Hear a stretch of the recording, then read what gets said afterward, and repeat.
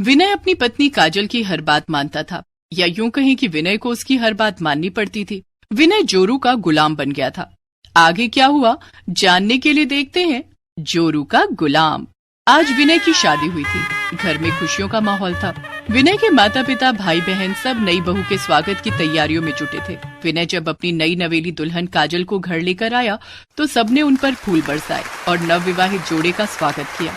विनय का भरा पूरा परिवार था, जिसे देखकर काजल ने मन ही मन सोचा, इतना बड़ा परिवार, क्या मुझे इन सब की सेवा करनी पड़ेगी? ना बाबा ना, मुझसे नहीं होगा ये सब।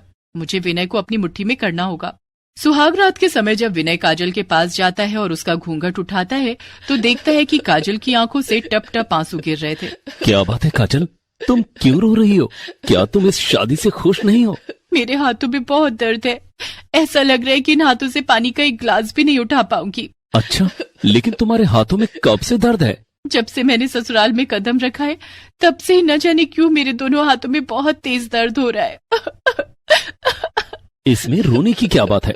हम कल डॉक्टर के पास चलेंगे और तुम्हारे हाथों का इलाज करवाएंगे। काजल और ज्यादा रोने लगती है।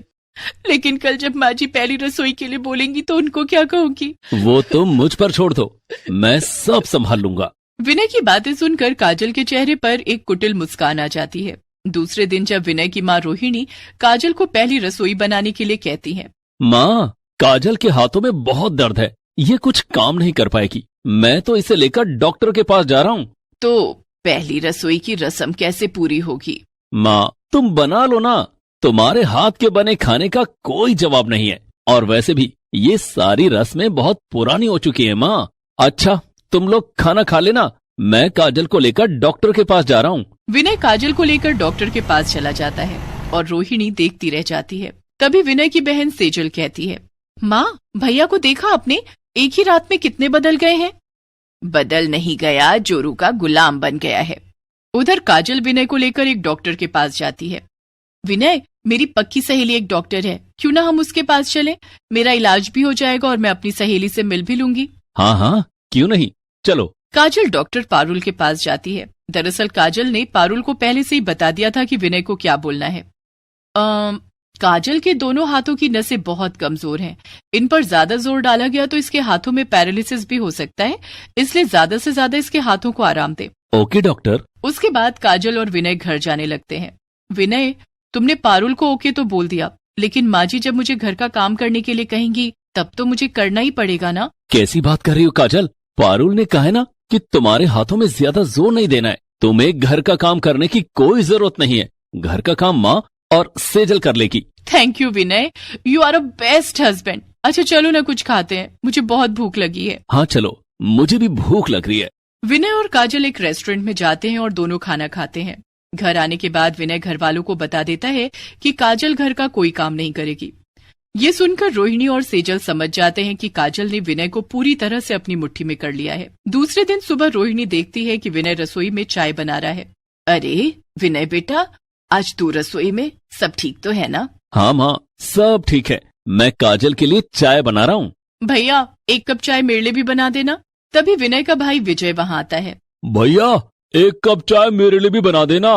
विजय, चाय तो अब बन गई है, तू अपनी चाय खुद बना ले।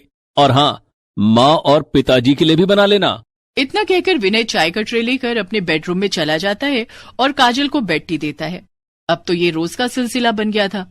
विनय काजल को बेड टी देता, रोहिणी और सेजल मिलकर नाश्ता और खाना बनाते और काजल मैडम खूब ऐश करती। यहाँ तक कि विनय के कहने पर काजल के कपड़े अब रोहिणी और सेजल को धोने पड़ते थे। एक दिन, अब विनय को इन सब से अलग कैसे करूं? कुछ तो करना पड़ेगा। उस दिन काजल ने एक साजिश रची। विनय जब शाम को ऑफिस से घर लौटा तो काजल रोते हुए उससे लिपट गई। क्या हुआ काजल, क्या बात है? विनय, मुझे तो बताते हुए भी शर्म आ रही है। ये तुम क्या कह रही हो? आज तुम्हारे भाई ने मुझ पर गंदी नजर डाली। मैंने तुम्हारी माँ से जब उसकी शिकायत की तो वो मुझे ही भला बुरा कहने लगी। मैं अब इन लोगों के साथ और नहीं रह सकती। यहाँ मेरी इज्जत आबरू खतरे में है। काजल की बात सुनकर विनय आग बबूला हो गया। वो उसी समय विजय के कमरे में गया और उसे जोर का थप्पड़ मारा। विनय की इस हरकत से विजय को बहुत हैरानी हुई। क्या हुआ भैया, तूने अपनी भाभी पर गंदी नजर डाली? नहीं भैया, मैंने ऐसा कुछ नहीं किया। तो क्या काजल झूठ बोल रही है? निकल जा मेरे घर से। तभी वहाँ पर विनय के माता पिता आ जाते हैं। विनय, ये मेरा घर है, तुम विजय को घर से नहीं निकाल सकते। लेकिन पिताजी, आपने सुना नहीं विजय ने क्या किया है? तुमने काजल की बात तो सुन ली, लेकिन विजय को कुछ कहने का मौका नहीं दिया। तुम्हें अपने भाई पर भरोसा नहीं? ये भी तो हो सकता है काजल झूठ बोल रही हो। नहीं, काजल झूठ नहीं बोल सकती। तो ठीक है, तुम काजल को लेकर यहां से चले जाओ, विजय कहीं नहीं जाएगा। चलो काजल, अब हम ऐसे घर में नहीं रहेंगे जहां बहू की इज्जत ना होती हो। विनय उसी समय काजल को लेकर घर से निकल जाता है और किराए पर एक घर लेकर रहने लगता है। विनय और काजल परिवार की भीड़ भाड़ से दूर रहकर बहुत खुश थे। काजल को जहां अपने ससुराल वालों से पीछा छूटने की खुशी थी, वहीं विनय को भी अपने परिवार के छूटने का कोई गम नहीं था। या यूं कहें कि विनय पूरी तरह जोरू का गुलाम बन चुका था। कुछ दिन तो सब कुछ ठीक चलता रहा, लेकिन एक दिन अचानक विनय के जीवन में एक तूफान आ गया। विनय जब सोकर उठा तो काजल, मुझे कुछ दिखाई नहीं दे रहा है। कमरे में इतना अंधेरा क्यों कर रखा है?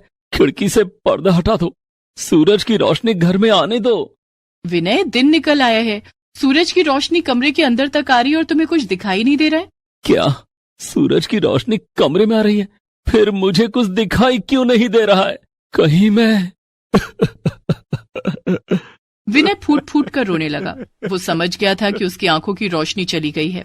काजल, मुझे डॉक्टर के पास ले चलो। हाँ विनय, मैं डॉक्टर के पास जा रही हूँ, तुम्हारा अपॉइंटमेंट लगा कर आती हूँ, फिर तुम्हें डॉक्टर के पास ले चलूंगी। इतना कहकर काजल घर से निकल जाती है और अपने मायके आ जाती है। वहां आकर उसने अपनी माँ को सब कुछ बताया। अब उस अंधे के पास जाने की कोई जरूरत नहीं है, नहीं तो तेरी जिंदगी भी खराब हो जाएगी। इधर जब काजल काफी देर तक लौट कर नहीं आई तो विनय घबराकर उसे जोर जोर से पुकारने लगा, काजल, काजल, काजल। विनय पागलों की तरह चीखने लगा और काजल को पुकारने लगा। विनय की आवाज सुनकर उसके पड़ोस में रहने वाला शेखर उसके पास आता है। विनय शेखर को सारी बात बताता है। शेखर, क्या तुम फोन करके मेरे घर वालों को बता दोगे कि मैं बर्बाद हो चुका हूं?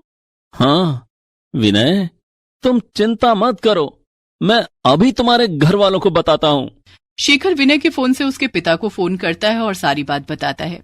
थोड़ी ही देर में विनय के माता पिता और भाई बहन विनय के घर आ जाते हैं। भैया, आप बिल्कुल भी चिंता मत कीजिए, आपकी आंखों की रोशनी लौट आएगी। हम आपको अभी डॉक्टर के पास ले चलेंगे।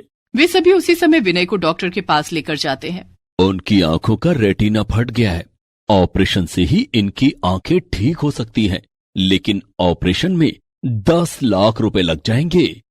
डॉक्टर साहब, आप पैसों की चिंता मत कीजिए, आप विनय की आंखों का ऑपरेशन कीजिए। डॉक्टर उसी समय विनय की आंखों का ऑपरेशन करता है और कुछ दिनों के बाद विनय की आंखें बिल्कुल ठीक हो जाती हैं। मेरी आंखें बिल्कुल ठीक हो गई, अब मैं देख सकता हूँ। हाँ भैया, आप अब सब कुछ देख सकते हैं। विजय, मुझे माफ कर दे मेरे भाई, मेरी आंखें खुल गई हैं। अब मुझे समझ आ गया है कि मेरी आंखों की रोशनी इसलिए गई थी ताकि मैं सही और गलत की पहचान कर सकूं। काजल की बातों में आकर मैंने तुम्हें मारा, अपनों से रिश्ता तोड़ा, और आज मेरे बुरे वक्त में काजल मुझे छोड़कर चली गई और मेरा परिवार मेरे साथ खड़ा है। सही कहा है किसी ने कि बुरा वक्त लोगों की पहचान कराने आता है, और मुझे पहचान हो गई है कि कौन मेरा अपना है और कौन पराया। भैया, पुरानी बातें भूल जाइए और एक नई जिंदगी की शुरुआत कीजिए। विनय ने अपने माता पिता से माफी मांगी। सबने विनय को माफ करके उसे गले से लगा लिया। इधर जब काजल को पता चला कि विनय की आंखें ठीक हो गई हैं, तो उसने विनय को फोन किया। हेलो विनय, मैं घर आ रही हूँ। नहीं काजल, अब हम बहुत जल्द कोर्ट में मिलेंगे। विनय ने सोच लिया था कि अब वो जोरू का गुलाम नहीं बनेगा।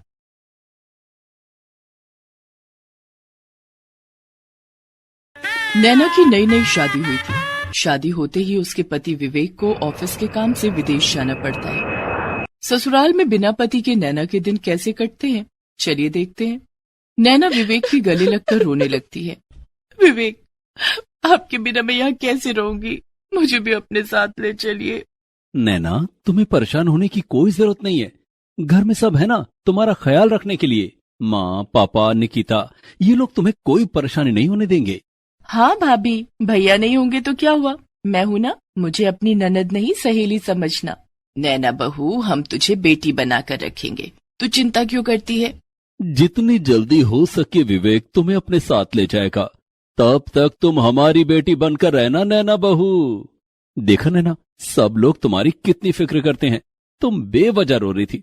अच्छा, अब मैं चलता हूँ। विवेक विदेश चला जाता है। नैना अपने ससुराल में रहने लगती है। शुरू शुरू में तो सब कुछ ठीक चल रहा था, लेकिन धीरे धीरे सबने अपने रंग बदलने शुरू कर दिए। सास जो सुबह के 7 बजे तक नैना को सोता देख कुछ नहीं कहती थी, वो एक दिन अचानक सुबह 5 बजे ही उसे जगाने लगती है। नैना, सुबह के 5 बज गए हैं, अभी तक सो रही है। निकिता को कॉलेज जाना है, उसे लंच पैक करके कौन देगा? सास ससुर को चाय नाश्ता भी देना होता है कि नहीं? इतना भी नहीं सिखाया मायके वालों ने। माँ जी, आप सुबह सुबह मेरे मायके वालों को क्यों दोष दे रही हैं?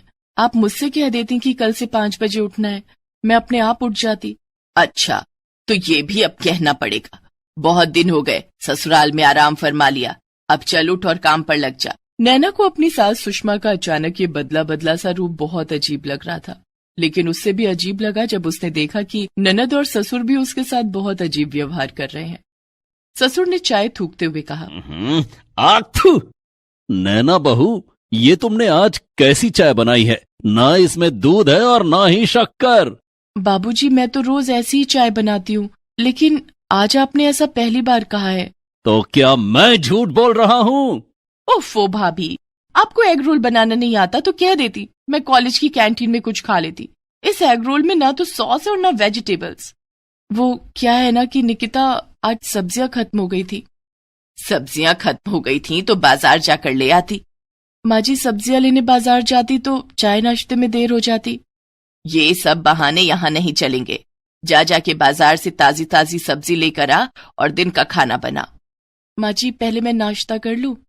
सास ससुर ने अभी खाया नहीं और तुझे पहले ही भूख लग गई। घर में पहले बड़े खाते हैं फिर छोटे। हमें नाश्ता देकर बाजार चली जा, वहां से आकर नाश्ता करना। नैना सास ससुर को नाश्ता देती है, फिर बाजार जाने लगती है। माँ जी, सब्जी लाने के लिए पैसे? पैसे? माँ बाप ने कुछ देकर नहीं भेजा क्या? नैना को गुस्सा आ जाता है। माँ जी, आप बात बात पर मेरे माता पिता को क्यों ताने मारती हैं? मेरे माता पिता ने ससुराल का राशन लाने के लिए मुझे पैसे नहीं दिए। सास से जबान लड़ाती है, नीच औरत। सुषमा ने नैना को एक जोरदार तमाचा जड़ दिया। मम्मी, इसे थप्पड़ मारने से अच्छा है कि इससे कहो अपने बाप से पैसे मांग कर लाए और सब्जी खरीदे, तब इसे पता चलेगा। जाके अपने बाप से पैसे मांग और आज तू घर का सारा राशन खरीद कर लाएगी। नैना की आंखों से आंसू बहने लगे। कहाँ तो सास ससुर ने बेटी बनाकर रखने की बात कही थी और कहाँ कुछ ही दिनों में सारी बातें हवा हो गईं। नैना बाजार चली गई और सब्जी के साथ साथ राशन खरीद कर ले आई। अब कैसे ले आई सारा राशन? एक ही थप्पड़ में सारी अकल ठिकाने आ गई ना। अब जल्दी से खाना बना दे, और हाँ सुन, घर की सफाई भी तुझे करनी है। लेकिन माँ जी, उसके लिए तो विमला आती है ना। विमला उनकी काम वाली बाई का नाम है। विमला को मैंने काम से निकाल दिया है, अब घर का सारा काम तू करेगी। लेकिन माँ जी। लेकिन क्या? हाँ, सारा दिन महारानी बनकर पलंग तोड़ेगी? काम करती रहेगी तो शरीर चलता रहेगा, नहीं तो किसी काम की नहीं रहेगी।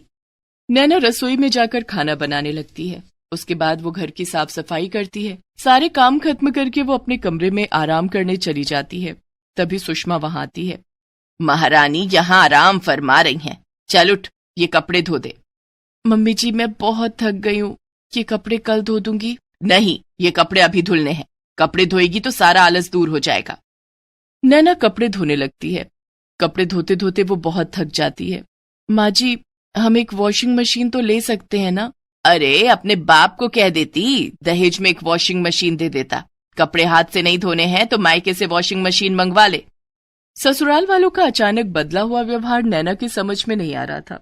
कुछ दिनों के बाद नैना के घर पर एक वॉशिंग मशीन की ऑनलाइन डिलीवरी हुई तो ससुर कमल ने ताना मारा। तो मायके से वॉशिंग मशीन मंगवा लिया? कोई ना, घर के बाकी काम भी तो इसे ही करने हैं। बर्तन भी धोने का मन ना हो तो डिश वॉशर भी मंगवा लेना। नैना ने अपने सास ससुर की बातों का कोई जवाब नहीं दिया। उस दिन नैना खुश थी कि अब हाथ से कपड़े नहीं धोने पड़ेंगे। नैना ने वॉशिंग मशीन में कपड़े धोए। दूसरे दिन निकिता नैना के पास आई और जोर से बोलने लगी। क्या भाभी, आपने किस बात का बदला लिया है मुझसे? क्या हुआ निकिता? मेरे सफेद कुर्ते पर अपनी साड़ी का कलर लगा दिया। वॉशिंग मशीन में एक साथ कपड़े धोगी तो यही होगा ना, लेकिन आपको तो अपने आराम की पड़ी है। किसी के कपड़े खराब होते हैं तो उससे आपको क्या? कितना महंगा कुर्ता लिया था मैंने, सत्यानाश कर दिया। सुन नैना बहू, अब से रंगीन कपड़े तू हाथ से धोएगी। बेचारी नैना ससुराल वालों की डिमांड पूरी करते करते थक जाती। न तो उसे खाने पीने का समय मिलता और न सोने का। नैना बहुत कमजोर होती जा रही थी। एक बार की बात है, निकिता ने आकर नैना से कहा, भाभी कल मेरे कुछ दोस्त घर पर आ रहे हैं, उनके लिए कुछ अच्छा सा नाश्ता तैयार कर देना, और हाँ, वो सभी रात का डिनर करके जाएंगे। दूसरे दिन नैना निकिता के दोस्तों के लिए नाश्ता और खाना तैयार करने लगती है। नैना ने काफी सारे व्यंजन बनाए थे। निकिता के दोस्तों में कुछ लड़के भी थे। वे सब नैना को देखकर गंदी गंदी बातें करने लगे। निकिता, तेरी भाभी तो बहुत सुंदर है। तेरे भैया भी यहाँ नहीं रहते, कहीं इनका किसी के साथ कोई चक्कर तो नहीं? हाँ निकिता, पता कर ले, कहीं शादी से पहले तेरी भाभी का कोई बॉयफ्रेंड तो नहीं, वरना बिना पति के इतनी सुंदर लड़की कैसे रह सकती है? घर के काम से बाहर जाती होगी, वहीं अपने बॉयफ्रेंड के साथ गुलछर्रे उड़ाती होगी। ये सब सुनकर निकिता के मन में भी नैना के लिए शक पैदा होने लगा। दोस्तों के जाने के बाद उसने सुषमा को ये बात बताई। हाय राम, हमारी तो किस्मत ही फूट गई, कहीं हमारी बहू सच में बदचलन तो नहीं। अब तो सुषमा, निकिता और कमल हाथ धोकर नैना के पीछे पड़ गए और उससे कहने लगे कि अपने बॉयफ्रेंड के बारे में बताए। कि आप लोग कैसी बातें कर रहे हैं, मेरा कोई बॉयफ्रेंड नहीं है, शादी से पहले भी मेरा कोई बॉयफ्रेंड नहीं था। दिन भर फोन से चिपकी रहती है, फोन पर छिप छिप कर बातें करती होगी। पापा मैं तो कहती हूँ भाभी से उनका फोन ही छीन लो, ना रहेगा फोन और ना करेगी आशिकी। निकिता ठीक कह रही है, वरना तो ये एक दिन हमारे खानदान की नाक कटवा देगी। ससुर कमल नैना से उसका फोन छीन लेते हैं। नैना विवेक से भी बात नहीं कर पा रही थी। विवेक कई बार नैना को फोन करता, लेकिन फोन तो कमल के पास था। सुषमा, विवेक कई दिनों से नैना को फोन कर रहा है, मैं उससे क्या कहूँ?